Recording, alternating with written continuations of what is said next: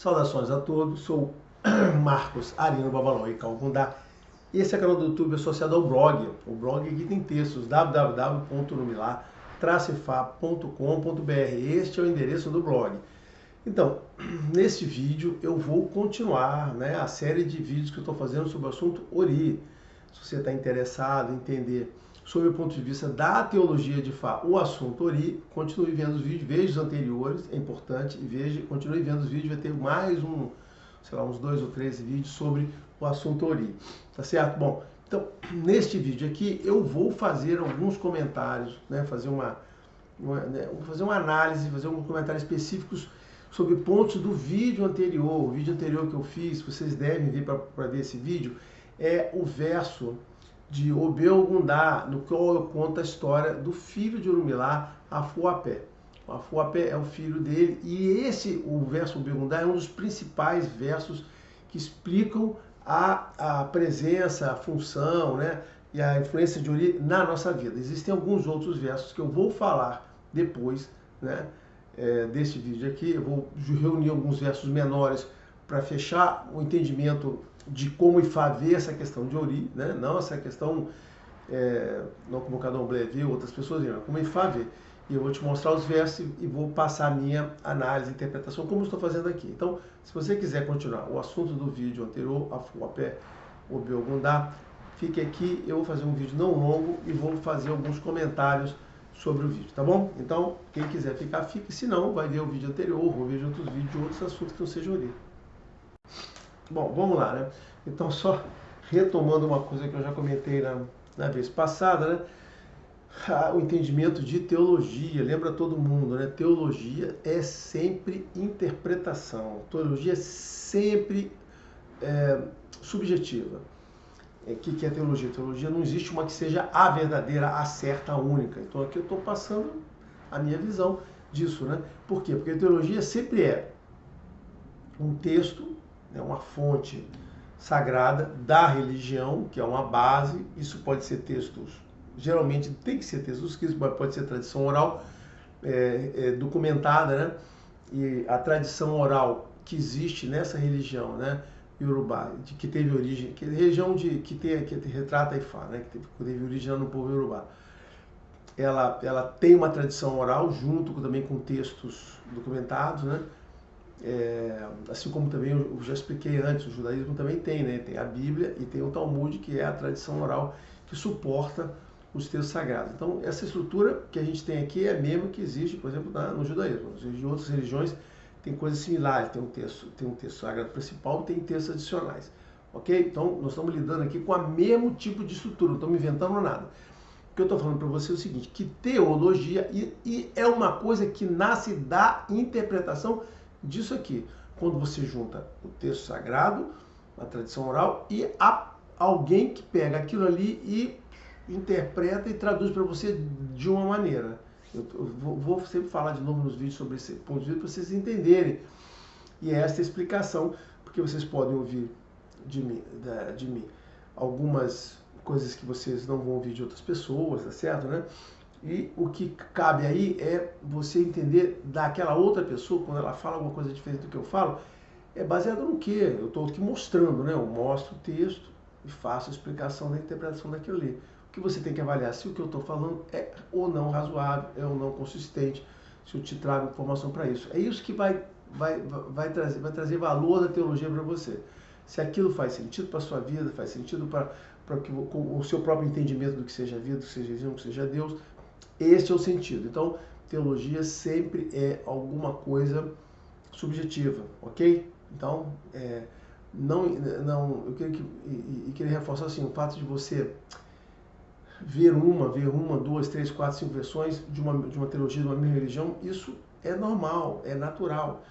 Pode acontecer aqui e pode acontecer em outras religiões, assim como, por exemplo, o texto bíblico, cristão, ou judaico-cristão, porque tem a parte judaica e tem a parte cristã no texto bíblico, Então, esse texto tem, dezenas de interpretações, ou assim, talvez em duas mãos a gente consiga registrar, não consiga registrar a quantidade de teologias derivadas desse mesmo texto. Então, um mesmo texto com teologia totalmente diferente. E é muito engraçado. Quanto mais você se aprofundar no entendimento da teologia baseada nos textos bíblicos, mais maluco você vai entender que é a coisa. As pessoas pegam uma frase, uma questão, uma interpretação assim, questionável de uma palavra, de uma expressão. Ah, é isso. Eu já vi gente falando assim, tá vendo que tá escrito isso aqui significa aquilo. Aí você para assim, mas isso que você está falando não significa aquilo, tá certo? Mas o cara sai falando o que quer. Então, vocês têm que sempre tomar um cuidado com as relações. Bom, então essa é a minha longa minha introdução de 5 minutos sobre essa questão de teologia.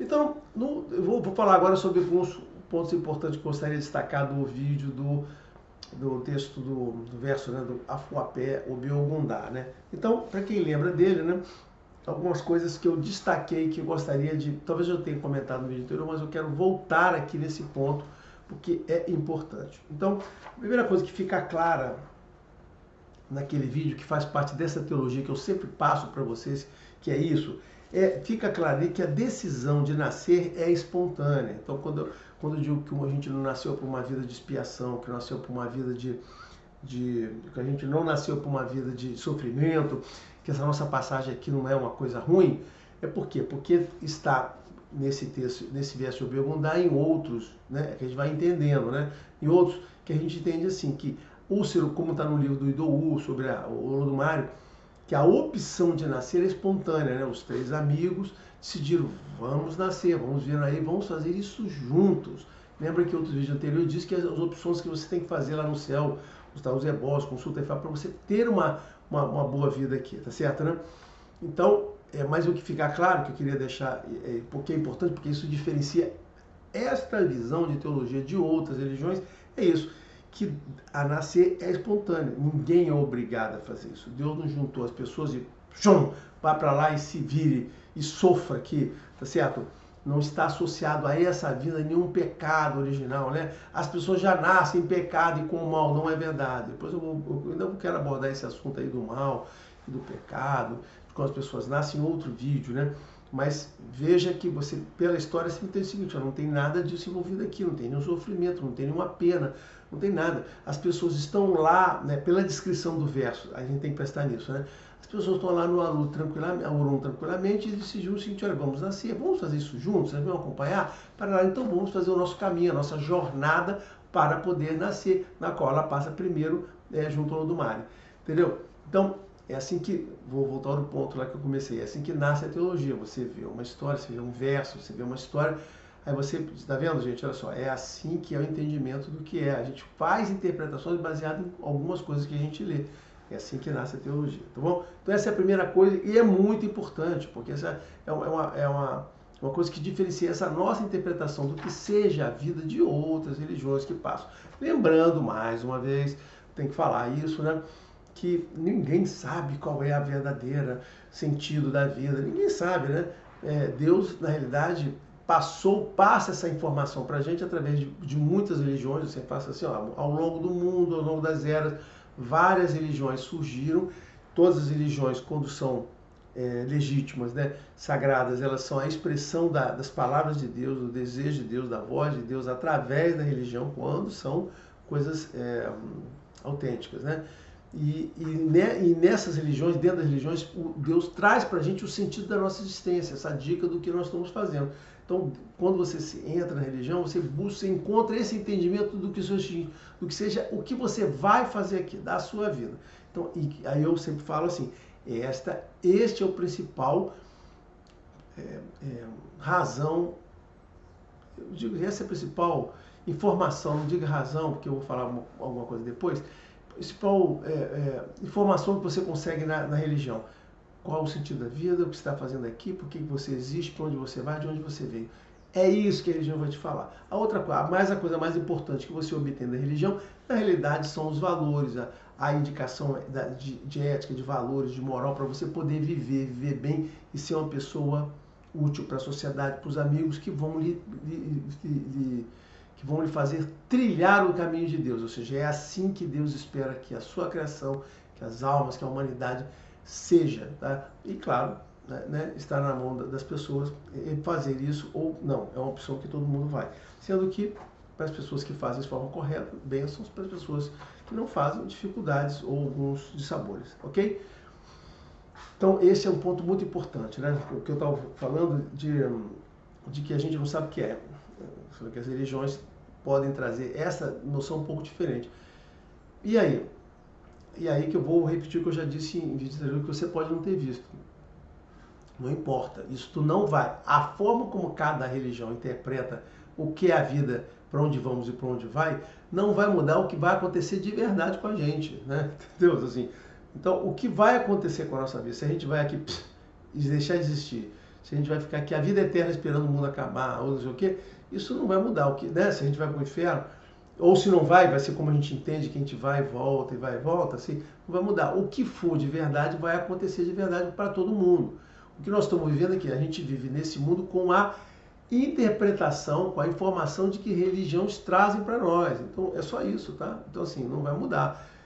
Aí vocês vão dizer, mas aí, qual é a diferença que faz eu escolher a religião toda? A diferença, a forma como você procura entender a sua vida, a relação das pessoas, a sua relação com Deus, muda, pode mudar e muda, né, de forma muito forte e definitiva, a sua própria relação com a sua vida, né? A forma como você conduz a sua vida, a forma como você se vive com felicidade ou infelicidade, como você busca os seus objetivos. Então isso faz realmente uma diferença, tá?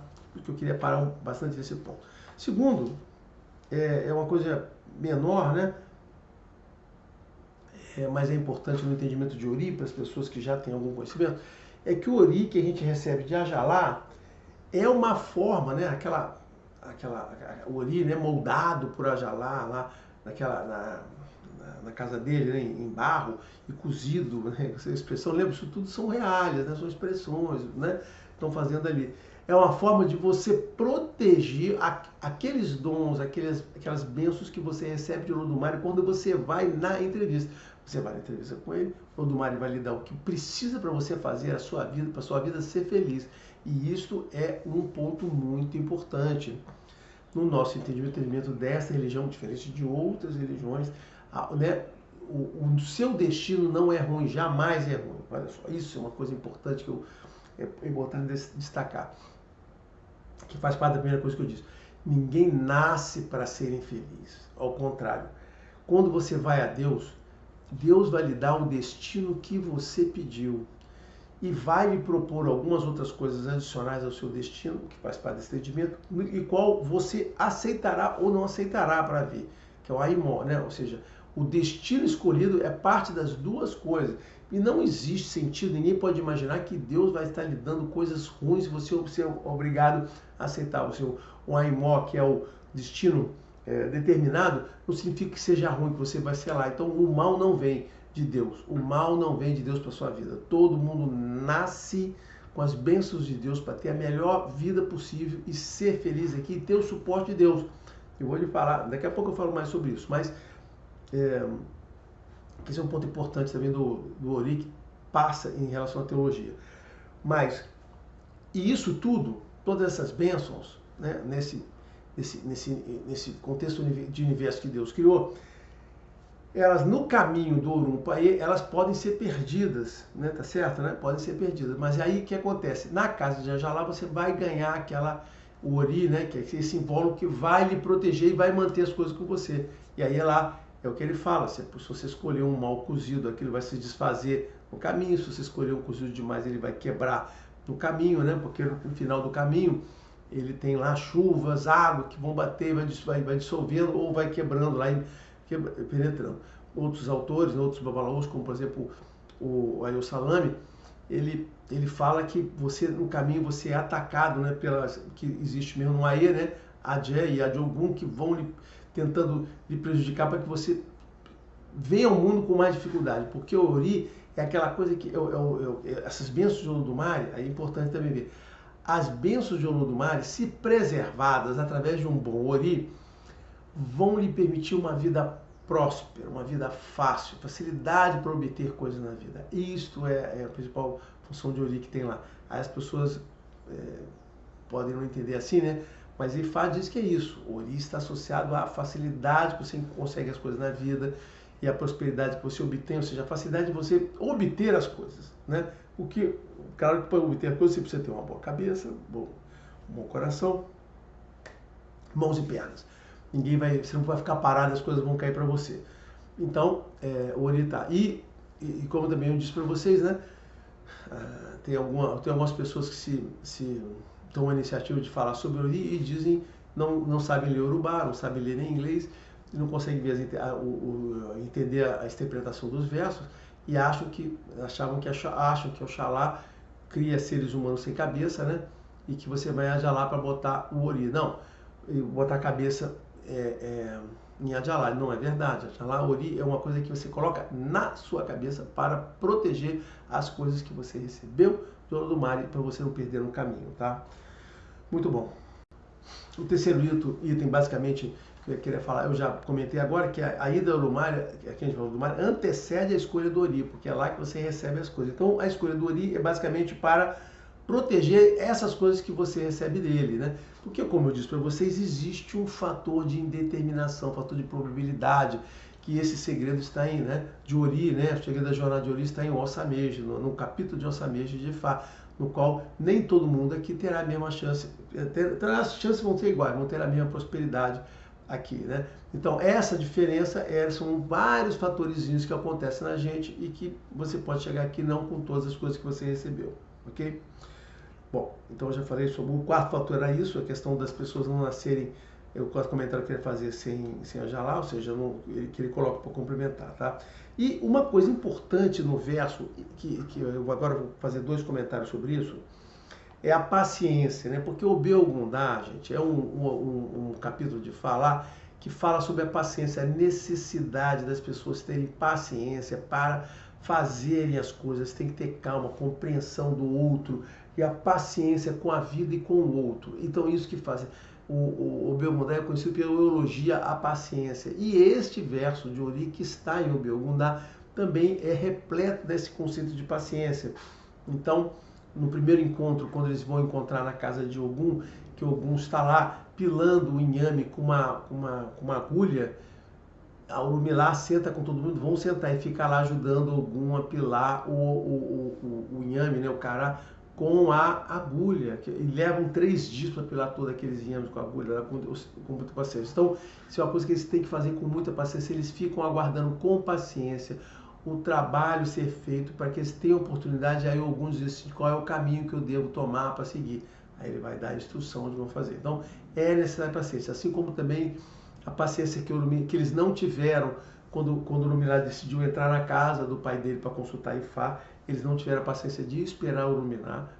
E não tiveram a paciência, né, os dois, o Olorimeré e o Orixeieku, foi o filho de Ogum e o do Ijá, né, que não tiveram com o Oribodê, né, e não tiveram também a mesma paciência por na casa de Ajalá. Então, a falta de paciência desses dois fez com que eles viessem com o Ori prejudicado por aí e tivessem sempre muita dificuldade para obter coisas.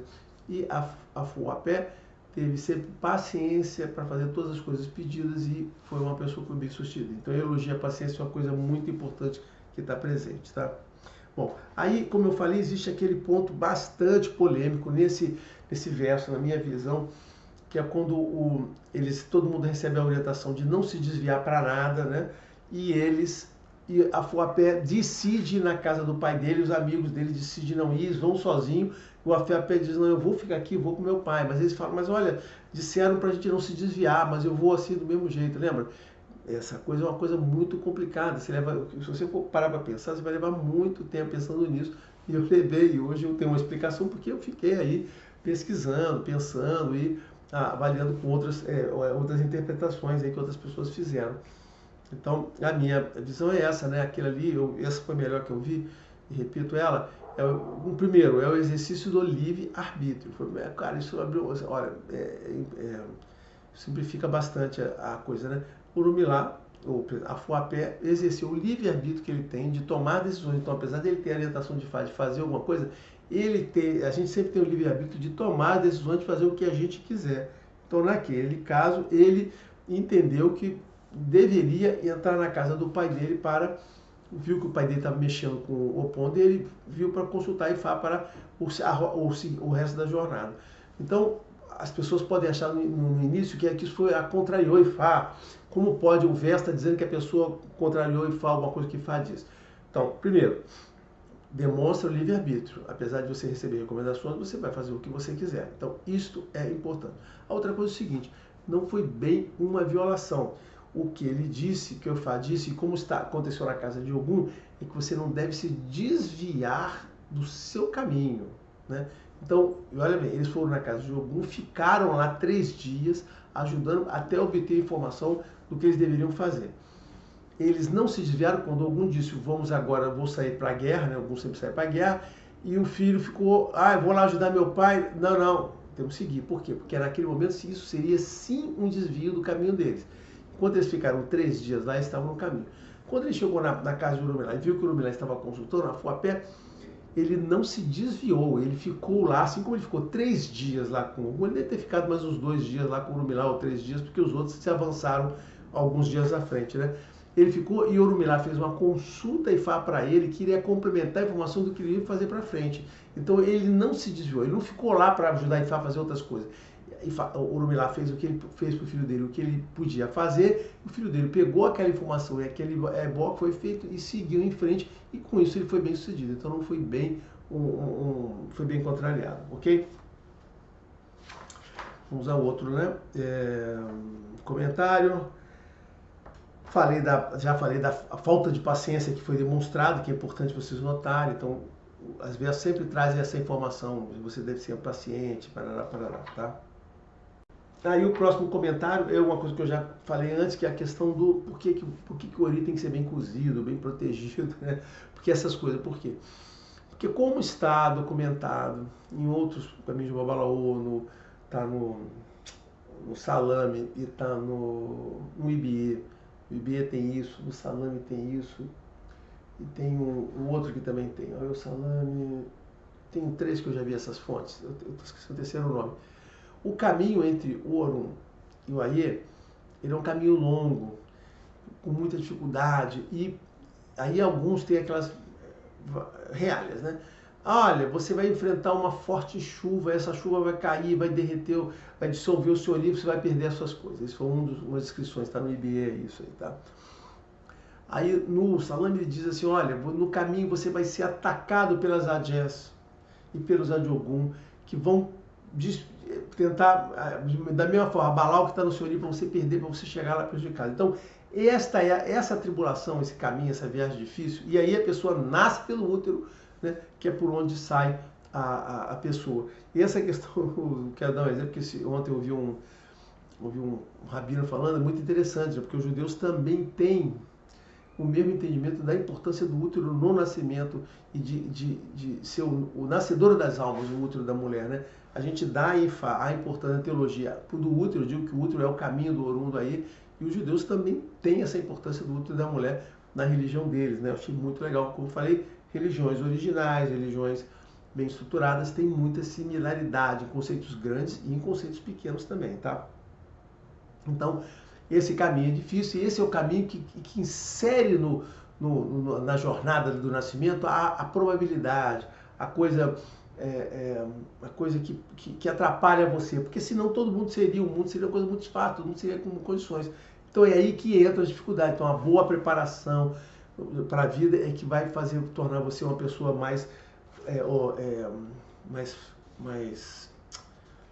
mais condições de obter as coisas que você planejou para você mesmo, né? Bom, outra coisa que é muito curioso na história do Afuapé é que não aparece nessa história a presença da divindade Ori. Lembra? Ori, como divindade pessoal, não aparece no verso de Obi-Ogundá. Vai aparecer em outro verso que eu vou citar assim, que é um verso de Ogunda Meji, tá? Mas de Obi-Ogundá ele não aparece. Então observa que não é uma coisa um negócio assim. Ali dá a essência do que é a história do Ori, do que vai manter, né? E aí é onde sai a interpretação que o Bibolá fez e que eu no início eu achei um pouco diferente, porque o pessoal do Candomblé tem uma outra visão, mas o Abimbola falou assim, olha só, não gente, o Ori está associado à facilidade com que você obtém as coisas na sua vida. É verdade, é isso é o que está escrito no verso, gente, assim, isso que está escrito em Fá. quando a Bíblia falou, eu fiquei meio assim, mas depois eu vai lendo assim, cara, realmente a gente tem que se ceder ao que a gente está lendo, tá? E por fim, o último comentário que eu queria fazer é uma coisa prática, do ponto bem simples, né? Do ponto de vista do Candomblé, que o pessoal do Candomblé diz, não, você tem que rezar para Jalá lhe dar um bom ori. No processo do bori. No processo do bori do Candomblé existe uma rezas para Jalá, e tem muito Bororixá, né? Que fala isso, não, você tem que rezar para ori, que a Jalá lhe dê um bom ori. Olha só, isso então aí, o que fica claro nesse verso é que essa fala, que você tem que rezar para Jalá no bori, para lhe dar um bom ori, isto é uma bobagem, né? Ou seja, uma desinformação, a pessoa não entende. Então, porque a Jalá não vai lhe dar de novo um outro ori, tá certo? No processo de bori, como vai estar escrito, eu vou falar em outros versos daí para frente, é um processo que você repõe as coisas que você perdeu durante a sua viagem por causa do seu ori que não foi, que foi perdido em pedaços lá, né? Que chegou pequeno, chegou, como eles dizem, chegou flat, né? Reto. Então, por quê? Porque o Ajalá só lhe dá um ori no início, e aquele ori, no caminho, quando você chegar aqui, ele se perdeu e não será mais reconstituído por Ajalá. Então, a figura de Ajalá perdeu. Então, o louvor que se faz a Ajalá em cantos, em cantigas, né, de Candomblé, é um louvor honorífico. Você faz uma honra a ele, lembra ele que foi ele que fez, não sei o que, tarará, mas isso não vai alterar o fato de que o que você faz aqui é no Aie e é a reposição através de Fá. A parte de Ajalá já passou, tá certo? Ajalá já teve a função dele naquele momento lá. Você, depois disso, não tem mais, né? Ele não faz um novo ali para você. O que você faz é recompor um pouco essas coisas perdidas através dos boris aqui, através dos boris no Aie. Ok? Então é isso, esses eram os comentários. Eu tenho outros aspectos importantes que eu vou destacar em outros vídeos para frente. Eu vou ler mais algumas coisinhas, vou fazer meu comentário e a gente vai andando em entendimento ori. E eu queria dizer que isso é importante porque quando a gente fala de ori, o assunto ori, ele envolve o quê? O entendimento do sentido da vida que nós estamos fazendo aqui. Então, no próximo verso de Ogum Nameixe vai entrar a figura da divindade pessoal ori. Nós vamos ver o que Fá fala sobre isso para a gente poder entender o papel dessa divindade junto aqui. Porque o que eu disse até aqui foi o processo de nascimento, a questão do invólucro ori e o que ele significa, o que significa você ter um bom mau ori, o caminho que você perde e tal, parará. Lembrando sempre, o que está em Fá o ori está associado com a facilidade que você obtém as coisas na vida. Quando eu li lá a historinha para vocês, lembra no final do verso? Os dois lá, o Orolimerê e Orixeeku, eles tiveram muita dificuldade, trabalhavam, não estavam tendo sucesso, trabalhavam, não ganhavam dinheiro, e foi diferente com a Fuapé, que tudo que ele fazia dava certo, as coisas não, o negócio de Tuque, a origem estava na questão do ori deles, e agora eu vou dizer como é que você repõe isso, mas isso é o fato que se estabelece, tá certo? Então, a origem está associado a isso. Olha só, essa é a visão de Fá, tá bom? Da teologia. Tá bom? Então, espero ter sido útil. Abraço, até o próximo.